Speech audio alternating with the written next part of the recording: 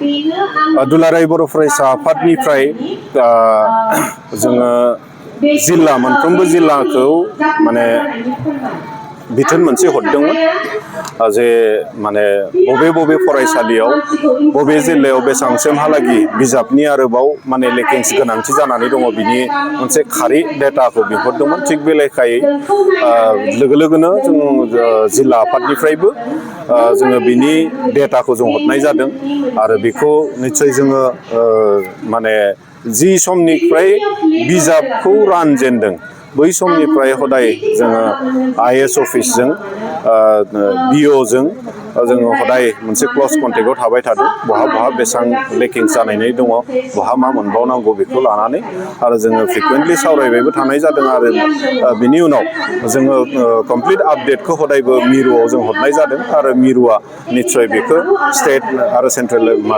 State लेभेलाव बेखौ सावरायनाय जादों। पाब्लिशार्स बिथांमोनजोंबो सावरायनाय जादों आरो बे लेखायैनो बहा बेसेबां लेकिंस दङ बिनिबो खारिखौ बिथांमोना बिहरदोंमोन आरो निस्सय खम समयनि गेजेराव जोङो IASनिबो जिखिनि मोनसे रिपर्ट बिथांनि जि मोनसे जोंनि सिगाङाव फोरमायनाय खम समयनि गेजेराव बे बिजाबखौ बयनोबो मोननायखौ खालामना होगोन होननानै बुंदों। जों बेखौनो नेबाय थादों आरो जुदि प्रयजन जायोब्ला अन डिउ टाइम जुदि जोङो बे लेखाखौ जोंनि फरायसाफ्रा जुदि मोनाब्ला निस्सय बिनि थाखाय जोङो फैबाय थानाय समाव जोङो राहा लागोन। बियो जोंनि आन्दलननि हाबाफारिबो जानो हागौ, बियो मेम'रेन्डामनि गेजेरजोंबो जानो हागौ। निस्सय बिनि थाखाय दुलाराय बर' फरायसा आफादा जोङो गुबुन हाबाफारिनि गेजेरजों जोंनि फरायसाफोरनो बिजाबखौ समय थानायावनो मोनहोनायनि खामानिखौ जों मावगोन।